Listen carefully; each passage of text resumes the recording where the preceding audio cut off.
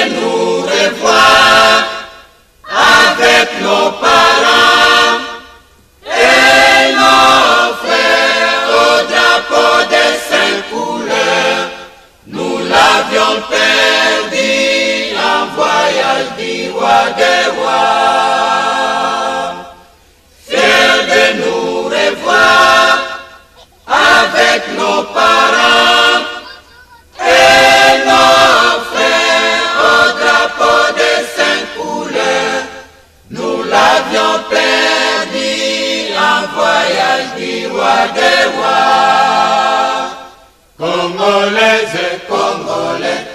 Mbote na bino balandi na biso ya la voix de neutralistes indépendants o ezali émission na bino bokolingaka toyebi ete na ngonga oyo bozali ebele liboso ya baetando ike na bino bozali kozela masolo oyo tokobetaka chaque mercredi na ba membre ya FLNC oyo bakobetaka lisolo ya parti pe ya Congo oyo ezali comme histoire to pe politique ya Congo. Kasi mukolo mwa lelo biso toyambi na kati ya plateau na biso mama oyo azali exécutive na kati ya secrétariat général oyo ezali organe ya ba mama na kati ya FLNC. Mama Georgine Luka, bonjour. Bonjour ma mère. Tondimisa miete bozali na esengo mingi pona koya na plateau na biso. Merci maman, na tondisa mi vraiment na esengo makasi pona bobemi na bino. Merci beaucoup. Ndenge kaka boyebi na momesano na yaka ngai moko te tozalaka tango nyonso na équipe oyo eko accompagnaka biso pour na réalisation ya émission na biso. Tozali elongo na Eric Djenebala. Bonjour Eric. Tozali lisusu elongo na mama Giflor. Bonjour Giflor. Kasi na kati ya plateau lelo tokobeta lisolo ya ba maman ya FLNC pe contribution na bango na kati ya politique ya FLNC tokompe na kati ya politique ya Congo. Mama Georgine Baimbo Kalelo bazali kolanda biso na etando ike. To yoki ete bozali exécutive na kati ya secrétariat général o ezali organe na kati ya Front de Libération Nationale du Congo. Kasi étant exécutive, expliquez biso musala na bino na kati ya secrétariat général ezali nini? Merci ma Mélène pour motuna na bino. Attaque exécutif na kobana ko définir to ko pesa mwa likanisi na o etali secrétariat général. Secrétariat général na kata FLNC ezali organe délibérant ya ba mama. O ezali ko former ba mama na système politique na biso na idéologie na biso. Yango ande na mokuse secrétariat général. Ngai nazali moko na kata secrétariat général nazali chargé ya exécutif. Ce qui ba mama bakangi makambo mama secrétaire national na mama o azali na mutu na biso so mama secrétaire général ngai nde mutu na ko exécuter yango pe ngai nde mutu na ko panza sango wana na ba mama nyonso pote ekota na misala. Wana bino boko panzaka sango ya ba mama ya FLNC kasi totali lisusu na kati ya secrétariat général ezali na organe moko boye oyo bakobenga ofeni. Oyo bo ba mama oyo bautaki koleka na émission elekaki basalaki définition nango elingi koloba organisation des femmes neutralistes indépendantes. Est-ce que différence moko eza na kati wana bokeseni ezali entre secrétariat général na ofeni ponyoso ezali ka ya ba mama? Merci beaucoup. Différence ezali na kati wana. Ndenge na utaye koloba liboso ke secrétariat général ezali organe délibérant. Vous allez former ba mama selon notre système idéologiquement. Tandis que OFENI ezali organisation interne na kati ya secrétariat général. Na kati ya OFENI to bandi ko tozali ko mona kuna ezali ko pesa ba ezali ko encadrer ba jeune fille. O bisto bengi ba jeune fille moderne bazali encadrer na kati ya secrétariat ya na kati ya OFENI. Otobi organisation des femmes neutralistes indépendantes. Kuna tozali ko encadrer ba jeune fille. Tozali ko lakisa bango misala ebele. Tokotala par exemple ba jeune fille na biso lelo bazo bala. Baebi eloko moko oyo etali libala te. Par rapport ya batango ya kalaka tango elekaka soki mona mwasa linko bala, il faut tata mwasi na ye a former ye sur le mariage na vie conjugale.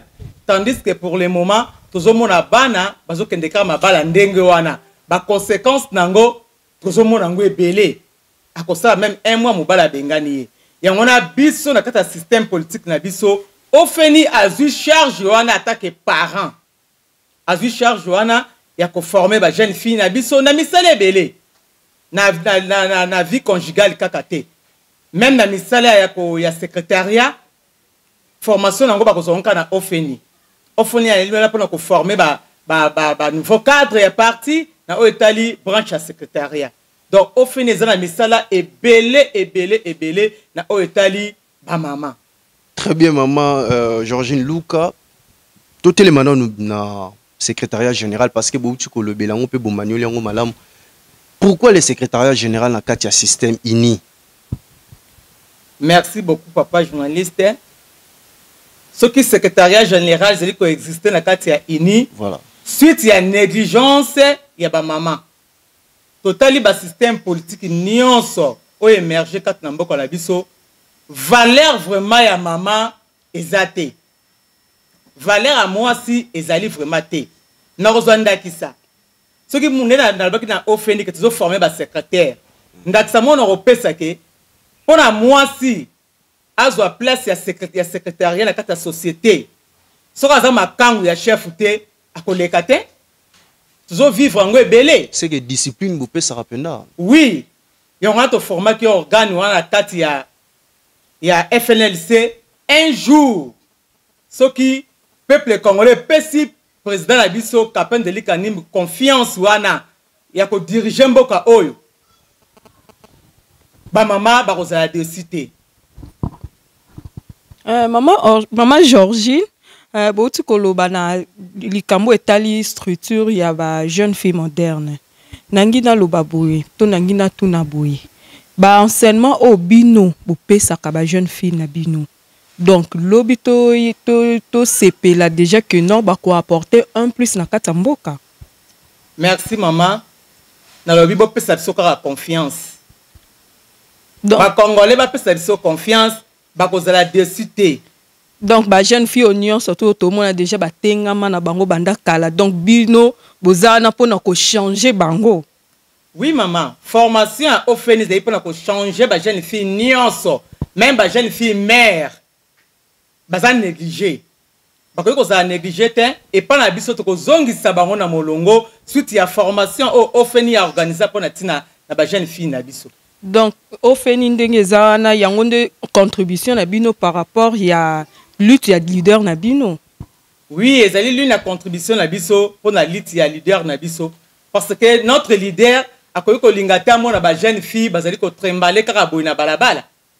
Bazali ba futur maman o ya lobby. Biso tozala ki boyete, tozala ki ba jeune fille moderne pe. Mais les autres boti, to komba maman, to komo na ba koko, lobby ma Georgine ko simba nzete, arozaka exécutif te, comme si no tika la conseillère. Pourquoi pas te former jeunesse na biso o ya lobby? Merci maman Georgine, mutuna nga ekeli susu boye. Lutte nabino ezani ne tant que ba maman ya ofeni parce que le lot tozo komona que ba femme ministre, ba femme députée, baza toujours minoritaire.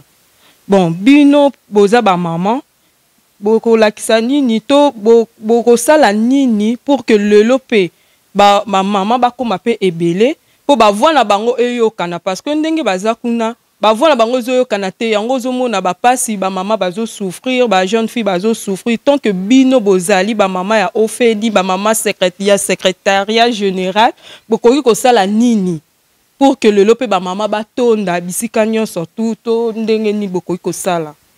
Merci beaucoup maman. Yango mona ndeka nazo bandaka koloba. Yango mona na kati ya FNLC totie organe mobimba o ezalika ko kipe makambo etali bo mwasi. Toko sali sous minoritaire na kati ya ba institution te. Question ka ba pesa biso confiance wana. Tonga tozo senga ba mama congolaise nyonso na ba jeune fille moderne nyonso ya Congo. Ba pesa FNLC confiance. Toko sous minoritaire te. Comme on toko ba liboso ke ba bafoua statut naturel ya mwasi.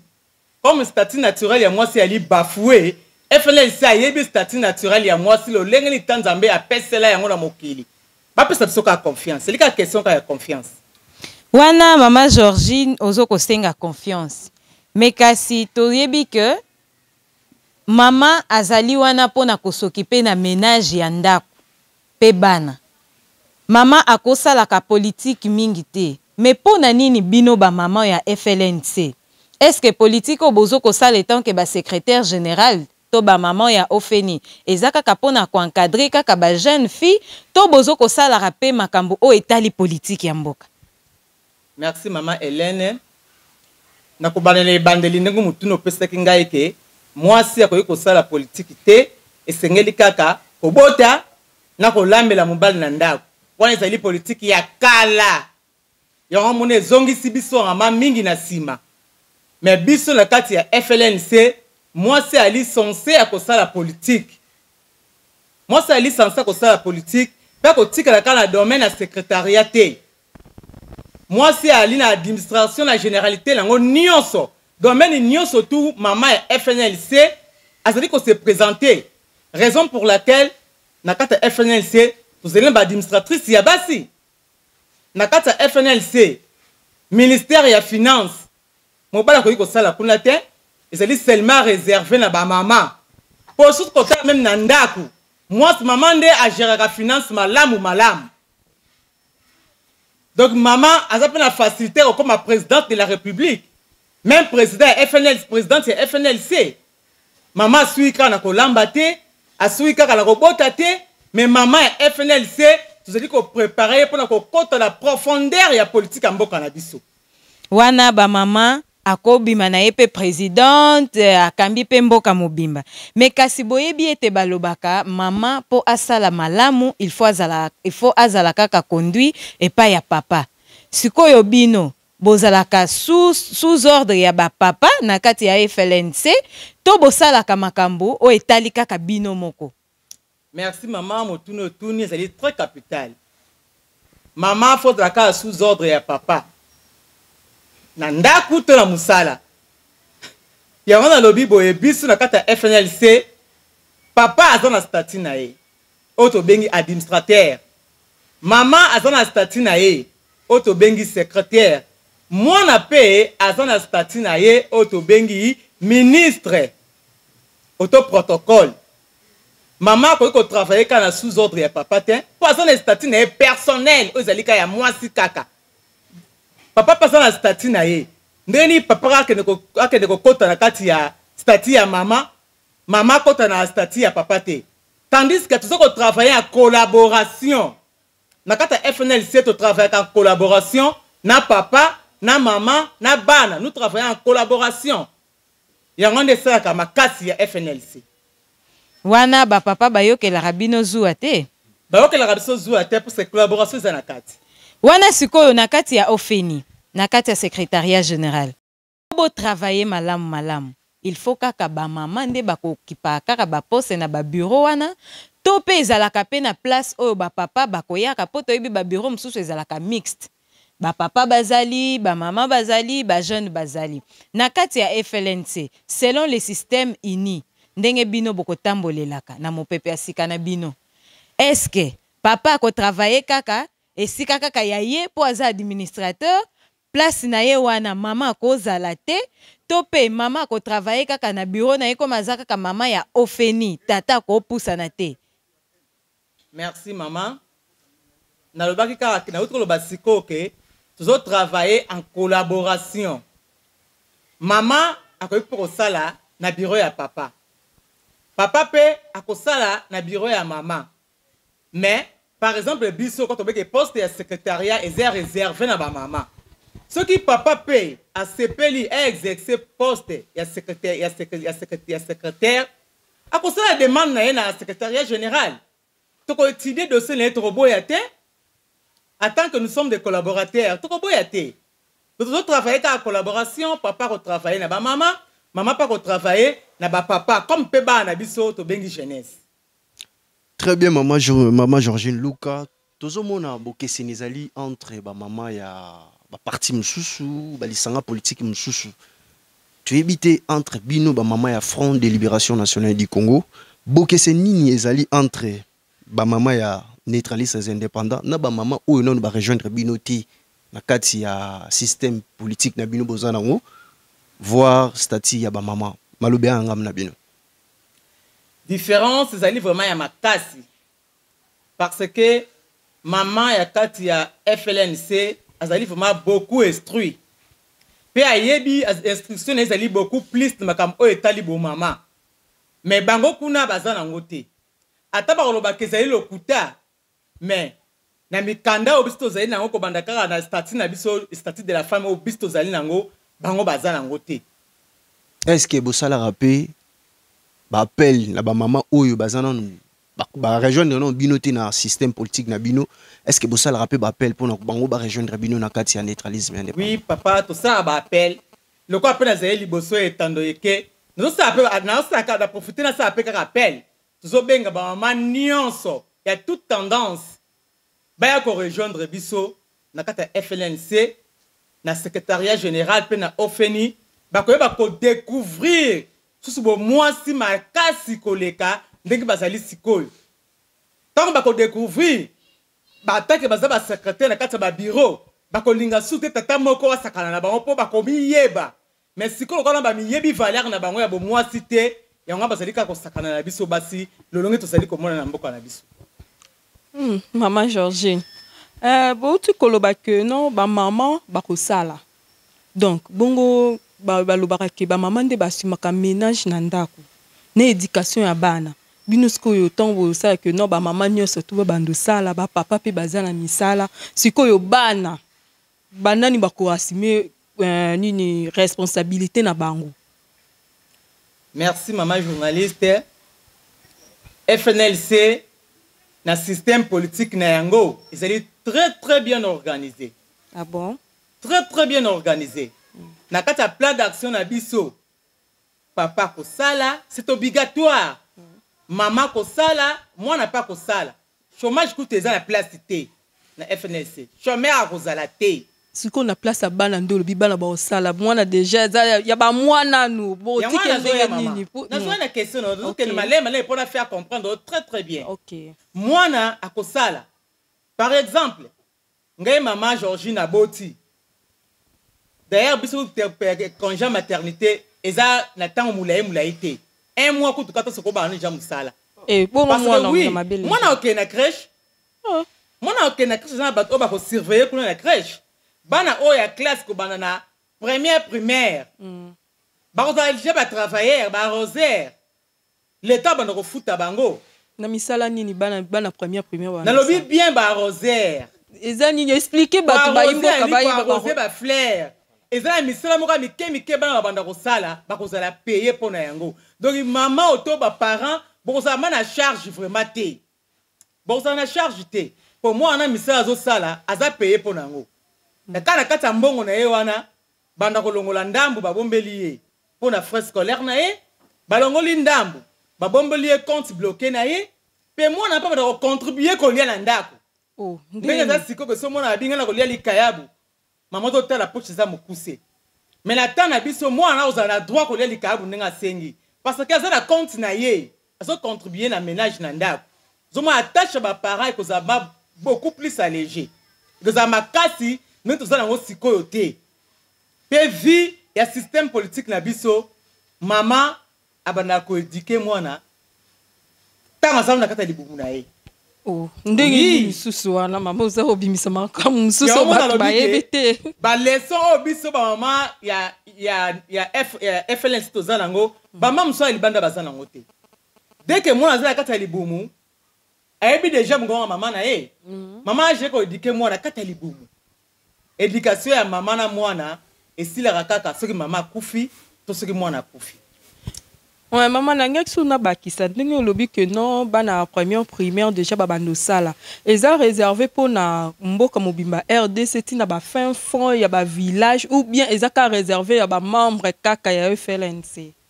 Merci maman na mutuna kitoko. Ezali ka réservé na ba membre FLNCT. Ndenge nazo bandela koloba. Ndenge nazo bandela koloba. Lobby tant que soit pouvoir pour la vie que toza nango déjà. Toza ndenge nazo loba boye ba institution nyonso ya mboka o ba ebike FNLC azo diriger mboka on attend mukie zokota déjà en exercice et kozala na Congo mobimba même na ba fin fond ya Congo il faut système auto instauré yango. Donc pour le moment bo sala ndenge nini pour bokoma déjà na ba fin fond pour na batu misusu baza déjà facile à contacter okoki ozala que non bokomi pe wana tant bo expliquer mbala moko asadere mais pour le moment bozo sala ndenge nini.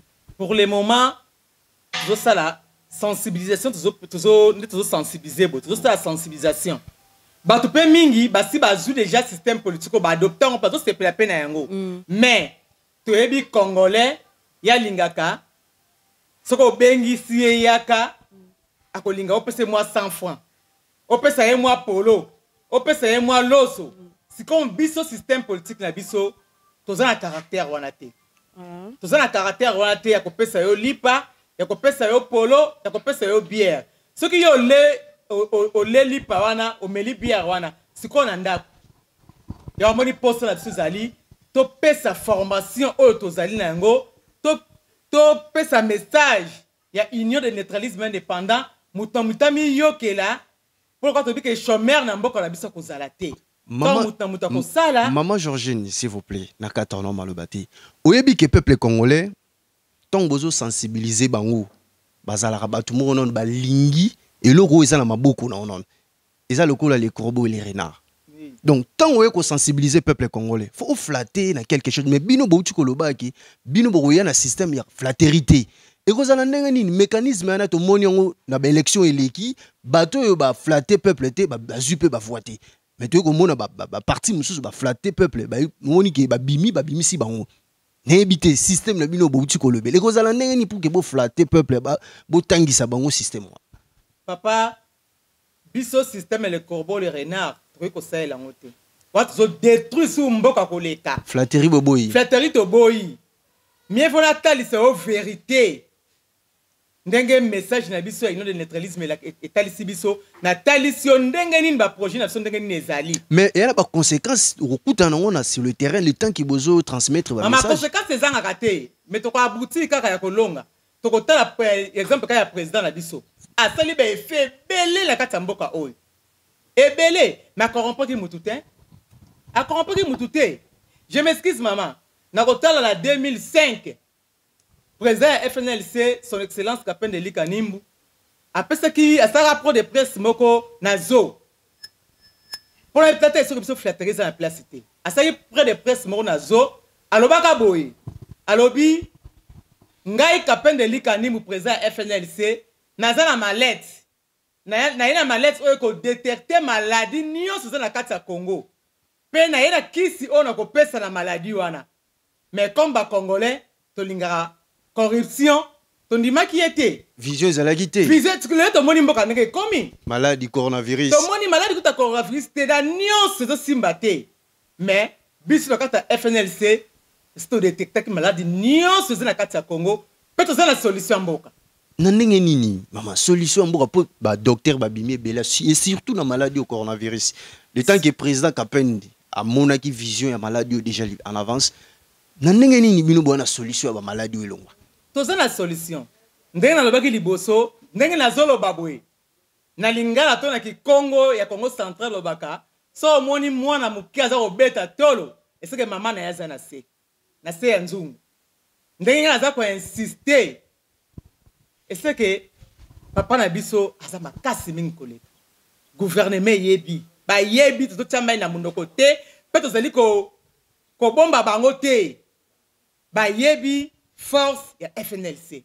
To bandi lelo te. To bandi ko assister mboka oyo banda to zaki na exil. To assister ka mboka oyo, to défendre ka mboka oyo. Mais muta ko lobela président na biso azalaka te. To zalaka ke tout fait.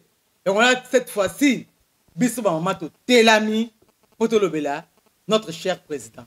Merci maman okara motuna na ngenga ke kende kaka na ndenge bouti koloba makambo ya exil toyebi ke boza parmi ya batu oyo bozaki na leader na exil outi koloba kaka na mwa likolo tongi toyeba bayimboka bangi bayeba ba œuvre nini leader asala na partir déjà ya exil kuna pona mboka oyo.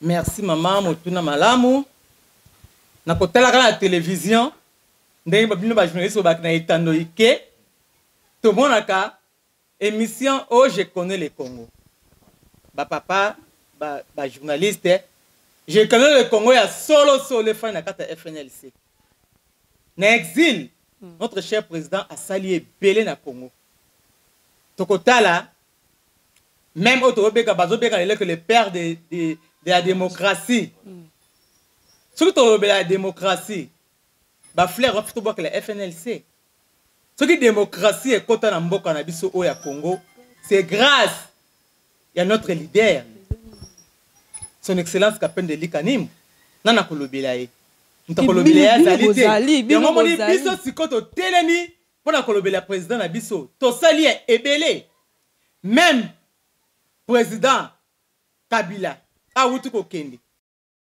to yebi tension ya mboka lolenge li nezalaki bato batiki ba provision na bandako bayeba ke mboka kozala mabe makende ki na bopete nyonso ezali grâce ya FNLC mais baimboka bayebi te bozwi ba information na bino bombi bato bayebi te makambo boyende baimboka ya Congo bato zotala mingi nzala na kati ya mabumu pe baza ko s'intéresser beaucoup plus la politique ya lokuta oyo ezoleka betando na biso politique ya solo ya FNLC bango bazomona ke ezoumela ata mama na kati ya ndako sozolamba biloko il faut biloko ebela malamu po bala bayoka mabumu pasti te soko ziba olandi nzala ya bana ke mama nzala okopesa bango biloko oyo ebela te na sima nango mabumu ekosala bango pasi kozongela yo mama yango na FNLC azolamba biloko ya kitoko po te bana balia basepela. Mama Georgine nangonga oyo biso banso bana ya Congo mabumu eza pasi koleka siko na ebite biloko yango bino bozo kolamba eza ya mabende o ya ndenge nini o ezoko umela po biloko pe soki eumeli mingi na moto esilisaka moto apeti bozo ko umela boye pona nini ezoko kanga bino. Mama Hélène na ebite soko umela ngozo c'est par rapport à quoi po soki totali na ba élection ya 2006 eutaki koleka bino bomizalelaki déjà na Congo bozaki sous na exil te toke na 2011 même oyo kute eutaki koleka toyebaki ke bino bato bokozwa po na ndenge biso tozelaki bino bato bokozwa me toye kotala makambo ebaluki toyebi te soki biloko o biso o balambelaki biso ezalaki soki biloko ya mboka nini ekolo nini nayebi te donc biloko biso tobanda ozela ya malamu yango wana te toliaki sikoyo bino tan oyo nyonso botikelaka ngo banani. Maman Hélène ba français balobi laisser le temps autant botikela tango ngana zosonga kana masese tozalaki en 2006 toyaki déjà na mboka toyebisaki bango ke ba élection baosala ya mbango ekoabuti na eloko moko te bayokelaki biso te FNLC alobaka déjà avant e bapesaka biso raison na suka soki ebebi nde babia FNLC ayaki na raison na 2011 mpe toyebisaki bango ke baélection kosimba te bayokelaki biso te yango totiki na libala mikie omoni baje bamike basalaka bandaka manzanza na ya mabele oyi kobengaka mwana ya kolia akobiso mama na koya kolia te nazosakana akosakana na ndako na babele wana titititi taka koyoka nzala sotokoyaka mingi na ba 18h biso nso toleka na nzela wana ata mama benge yo kolia te po tosala ndako na mabele na losilisi yango te mais soki amoni 18h ekoki nzala echofe na libumu azwi ndako wana apanzi yango na makolo ayebi so lakelanga mpo na biso mpo na kende kolia yango na politike ezoleka na mboka na biso FNLC alingi kokota na jeu ya bana mike te comme ezali parti ya bampaka ya mikolo elingi esala eloko moko ya malamu bozala patient. Mama Georgine tozali kokoma na suka ya émission na biso kasi bo nasalaki mwa songi moko mokie avant na ya parce que nalingaki nayeba est-ce que ba mama ya FLNC totalaka na octobre bazalaka na fête moko boye balobi eza dédié na ba mama awa pe tozali kopusana na octobre différence nini o ezali entre célébration wana ya octobre bino boko fetaka na le 8 mars. Merci maman pour la motuna na bino mama Hélène. Différence ezali ya makasi ya makasi nazongi lisusu na question papa tunaki ngai abike politique na bino ba mama FNLC na ba femme politicienne mususu ezali ndenge nini bokesani onka yango na ba enseignement na biso le 8 mars ezalaki date oyo ba mama ba revendiquer ki ba droit na bango en tant que femme ba bande ko sala ba travaux molenge moko na mibali mais et comme na tango ya paiement ba mama bazozwa muke salaire muke ba papa bazozwa salaire ya ebele ba mama ba mona ko ezalaki injuste yo ba revendiquer ki ba droit na bango kota la paix na monde entier babi oui ba mama baza quand même na raison et on ba ko baptisango journée internationale de la femme mais est-ce que ba droit yango zali kaka respecter moi je dis non zali respecter te to kota la maman zali kaka ko souffrir injustice côté ya basi zali kaka ko dominer jusqu'à présent mais biso na kata FNLC to kozwa rénovation ya sika oyo ezali que le 1er octobre ezali date oyo tata Nzambe asalaki mwasi basalaka ye le 1er octobre l'an 50 ans après création ya mobali nde baye kosala mwasi ya omoni biso na kati ya FNLC to salaka lokola anniversaire ya mama le 1er octobre. Mama Georgine, en tout cas, to komi na suka masolo yango eza kitoko makasi mais to bombi mbala sima tangu tokoya neti kote wana penza olobi ke mama basali le 1er octobre. Ah, nayebi te soki basali ya Nzambe bakondima yango. Mais Mama Georgine bombela biso eloko wana bilei wana tokoya kolia yango lisusu mokolo oyo. Nkolo Yesu akopesa biso lisusu opportunité po ete tokutana. Yango na ngonga oyo biso tosili kosisa ilongo na bino mekasi tokokabwana bongo te. Solo baimbo kabouti kolanda maimanso o elobami mukolo mwalelo bomoni tozalaki elongo na Mama Georgine o azali mama exécutive na kati ya Front de Libération Nationale du Congo mais na kati ya organe ya secrétariat général kasi ya mboto kabwana Mama Georgine mbela nini okosala na ba mama o bazali kolanda bino na ngonga oyo ata na 2 secondes. Merci mbela na ngai epa ya ba mama o bazali kolanda biso tozali kosala appel tozali ko benga ba mama nyonso ya Congo na ba o baza na fin fond ya mboka totalo lenge mboka na biso ndenge kufi mama nde mutu azaka makasi pona ko telimisa mboka ba mama boya ko rejoindre biso na kati ya FNLC na transition toke na transition poto yeba ko bongisa maponami ya kitoko na 2023. Ce qui va rejoindre biso te ba mama to continuer ko tambola na basana mapa na mitu ba na biso ba continuer ko kufa pona ba intérêt égoïste et ba politique ya mboka oyo bo pusana boya ko rejoindre biso ba mama ya FNLC boko zala décider tout ko soutenir notre cher leader na o etali transition mboka na biso ko makambo tambola lo lenge elongo bani esengeni na biso toleka la transition ba mama.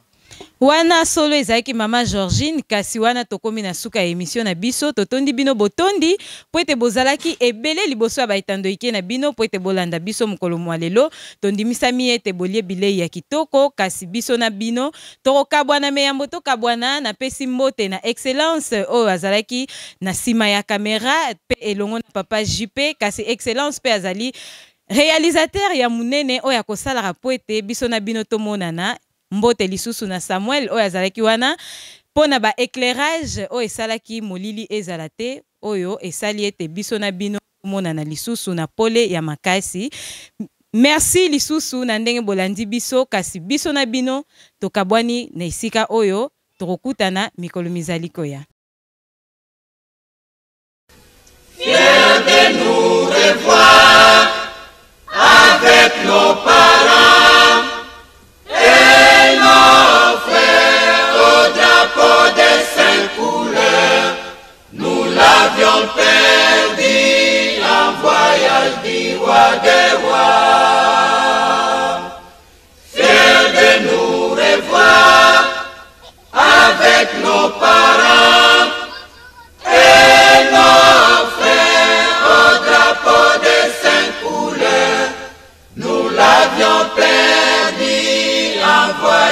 du roi des rois. Congolaises et Congolais, nous sommes pas